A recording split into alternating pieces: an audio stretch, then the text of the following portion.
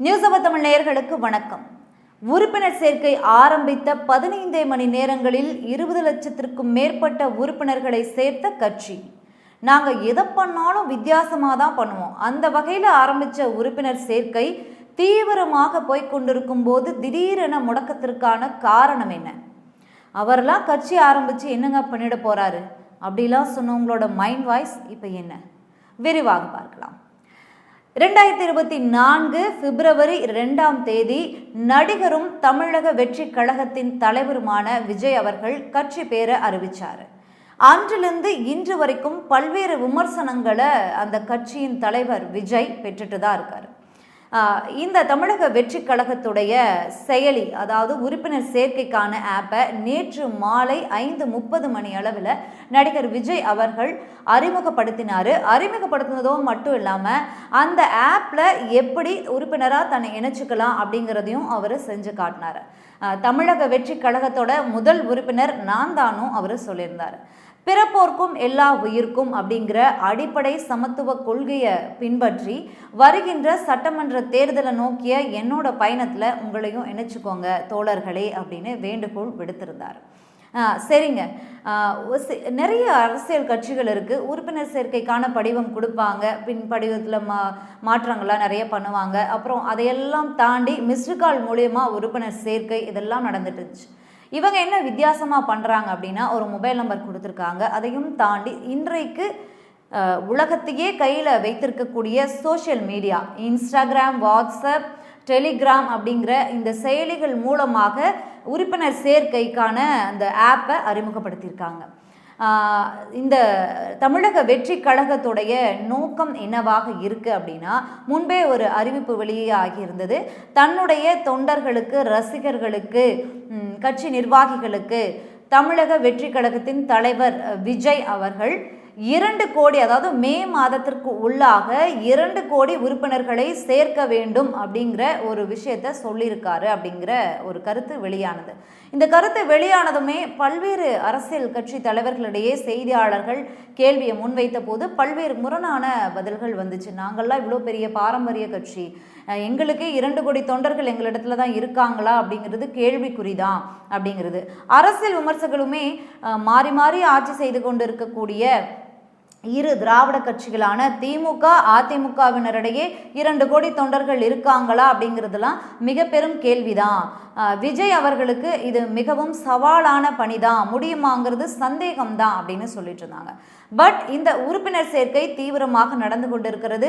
இன்றுமே server முடக்கம் அப்படின்ற தகவல் தான் அங்கிருந்து வந்திருக்கு. ஓகே, அப்படியே ஒருவேளை அவங்க 2 கோடி தொண்டர்களை ரீச் பண்ணிட்டா கூட, இந்த ஆப் மூலயமா, மிஸ்டு கால் மூலிமா, இந்த மாதிரியான விஷயங்கள் மூலிமா ரீச் பண்ணிட்டா கூட அந்த உறுப்பினர்கள் வாக்காளர்களாக மாறுவாங்களா அப்படிங்கிறதும் ஒரு மிக பெரும் கேள்விக்குறிதான். ஓகே, நடிகர் விஜய் அவர்களுக்கான இவ்வளவு பெரிய வரவேற்பு எப்படி கிடைத்தது அப்படின்னா, நடிகர் விஜய் அவர்கள் அரசியலில் ஆர்வமற்றவராக தான் முன்னாடி இருந்திருக்காரு. ஏன் அப்படின்னா, சில வருடங்களுக்கு முன்பாகவே அவருடைய தந்தையான எஸ்.ஏ. சந்திரசேகர் அவர்கள் தன்னுடைய மகனான நடிகர் விஜய்க்கு அந்த ஆளுமை இருக்கு, அவர் அரசியலுக்கு கொண்டு வரணும்னு பல்வேறு முயற்சிகளை முன்னெடுத்தார்.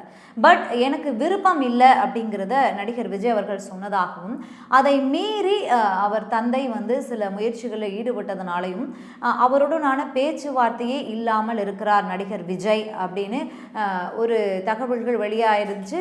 அது மாதிரியான நிறைய விஷயங்களும் நம்ம பல்வேறு நிகழ்ச்சிகளில் பார்த்துட்டு தான் இருந்தோம். அப்படி இருந்த நடிகர் விஜய் அவர்கள் இன்றைக்கு அரசியல் கட்சி துவங்குவதற்கான அந்த மாற்றத்திற்கான காரணம் என்ன அப்படிங்கிறதும் மிக பெரும் கேள்விதான். அது அவராக தானாக முன் சொன்னாதான் நமக்கு தெரியும். அப்படி இல்லையா, கட்சி சார்பான, அதாவது தமிழக வெற்றி கழகத்தின் கொள்கைகள் அறிவித்தால் தெரிய வரும். இந்த செயலியை அறிமுகப்படுத்திய நடிகர் விஜய் அவர்கள், தோழர்களே, எங்களுடைய உறுதிமொழி, தமிழக வெற்றி கழகத்தின் உறுதிமொழியை நாங்கள் வெளியிட்டிருந்தோம், அதை நீங்கள் படிச்சிருப்பீங்க. அது உங்களுக்கு பிடித்திருந்தால், விருப்பம் இருந்தால் நீங்கள் இந்த ஆப் வழியாக இணையலாம் அப்படின்னு சொல்லியிருந்தார். அப்படி சொன்ன நடிகர் விஜய் அவர்கள் கட்சியின் கொள்கைகளும் சொல்லியிருந்தா அவருடைய இந்த மாற்றத்திற்கான காரணம் என்ன அப்படிங்கிறது தெரிய வந்திருக்கும். அப்படி இல்லாத பட்சத்தில் இந்த மாற்றத்திற்கான காரணம் என்னவாக இருக்கும் அப்படின்னா, அரசியல் பார்வையாளர்களுடைய கருத்தாக என்ன இருக்கிறது அப்படின்னா, அவரின் தந்தை அவர்கள் ஒருவேளை ஒரு கட்சி சார்பாக இயங்க சொல்லியிருப்பாரோ, இல்லை இவருக்கு வந்து அரசியலுக்கு போகணுங்கிற அந்த ஆர்வம் இல்லாத நேரத்தில் அவர் அந்த விஷயத்தை முன் வைத்திருப்பாரோ, அப்படி இல்லை தனியாக கட்சி தொடங்கினாலும் இந்த கொள்கைகள் அவர் தெரிவித்த அந்த கொள்கைகள் அந்த விஷயங்கள் இதனால் நீ கட்சி ஆரம்பிப்பா அப்படிங்கிற மாதிரியான விஷயங்கள் இருந்திருக்குமோ அப்படின்னு பல்வேறு விஷயங்களை பேசிட்டு தான் இருக்காங்க. இதற்கெல்லாம் மாற்றாக மேபி அவர் கொள்கை மாற்றம் காரணமாக கூட தனித்து ஒரு கட்சியை துவங்கி இருக்கலாம். அதையும் தாண்டி நடிகர் விஜய் அவருக்கு ஓரளவுக்கு வரவேற்பு இருக்கிறத பார்க்க தான் முடியுது. ஏன் அப்படின்னா இந்த மழை வெள்ளம் நேரத்துலையும் சரி, 10th +2 மாணவர்களுக்கு பரிசு வழங்கும் போதும் சரி, இல்லை மற்ற பிற நிகழ்ச்சிகளையும் சரி அவருக்கான வரவேற்பு பார்க்குறோம். அந்த கூட்டம்லாம் ஓட்டா மாறுமான்னு மிக பெரும் கேள்வி அரசியல் பார்வையாளர்களிடத்தே இருக்கு. நடிகர் விஜய் மேலே அந்த ஈர்ப்பு வர காரணம் என்ன அப்படிங்கிற ஒரு கேள்வி இருக்கும் இல்லையா? எம்ஜிஆர் அவர்கள், நடிகர் எம்ஜிஆர் அவர்கள் முன்னதாக திமுக ஆதரவாளராக இருந்தார். பிறகு தனியாக வெளியில் வந்து அண்ணா திமுக அப்படிங்கிற கட்சியை துவங்கினார்.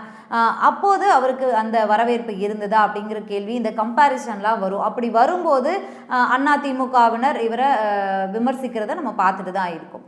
நம்ம ஏன் வந்து எம்ஜிஆரை முன்வைக்கிறோம் அப்படின்னா, ஈக்குவல் கிடையாது. நம்ம வந்து ஈக்குவல் பண்ணியோ கம்பேர் பண்ணியோ பேசுறது கிடையாது. நம்ம மட்டும் இல்லை, அரசியல் விமர்சகர்களுமே அப்படி பேசுறது கிடையாது. எம்ஜிஆர் பாணியில் என்ன அப்படின்னா, சினிமாவில் எம்ஜிஆர் அவர்கள் ஏழை மக்களுக்கான ஒரு ஹீரோவாக தான் இருப்பார்.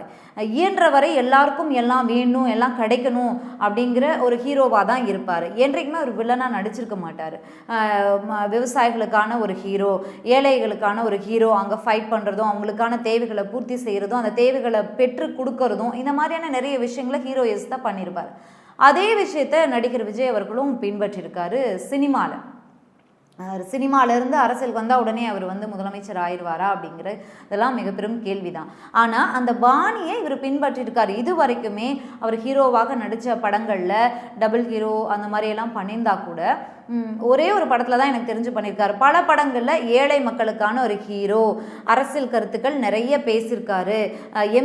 பல படங்களில் எம்ஜிஆர் அவர்களுடைய ஃபோட்டோ காட்டப்பட்டிருக்கிறது.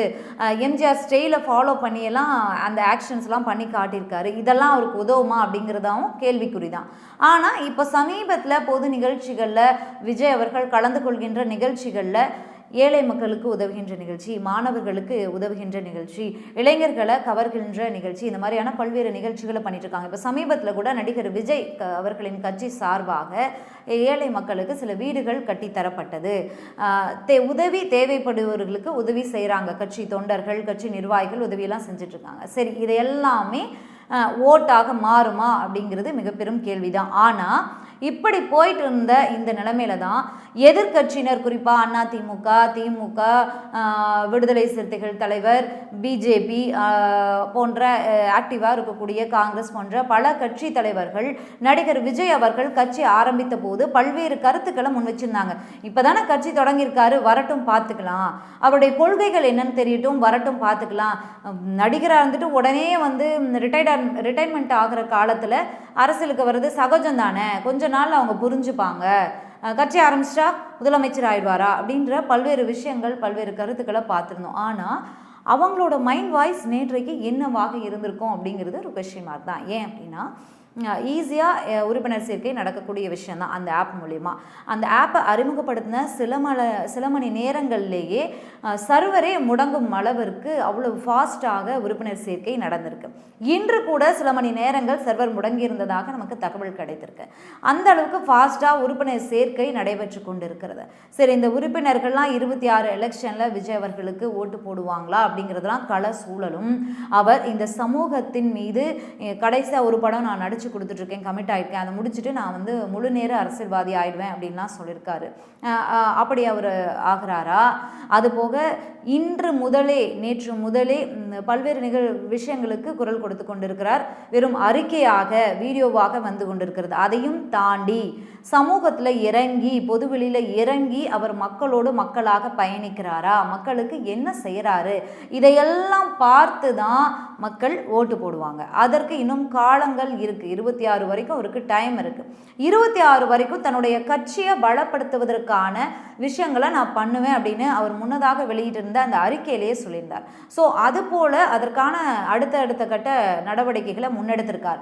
வித்தியாசமாக நம்ம பார்க்கறது என்ன அப்படின்னா, தமிழக வெற்றி கழகத்தில் அதை முன்னாடியே சொன்ன மாதிரி சோஷியல் மீடியா, இளைஞர்களை கவரக்கூடிய விஷயங்களான சோஷியல் மீடியா, இளைஞர்களை கைக்குள்ளே வச்சுருக்கக்கூடிய சோஷியல் மீடியாவை தான் அவங்க டார்கெட்டாக வச்சுருக்காங்க. அவங்கள கவர் பண்ணுறதற்கான விஷயங்களை தான் முன்னெடுத்திருக்காங்க.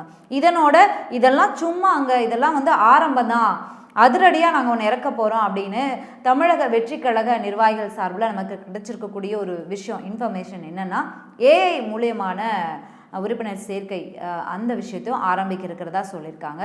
ஓகே, யார் அரசியலுக்கு வருவதற்கும் உரிமை உண்டு, வரவேற்போம். அவங்களுடைய செயல்பாடுகளை பார்த்து மக்கள் அவங்களுக்கு வாக்களிப்பாங்க. நன்றி. மீண்டும் இன்னொரு நிகழ்ச்சியில் சந்திக்கலாம்.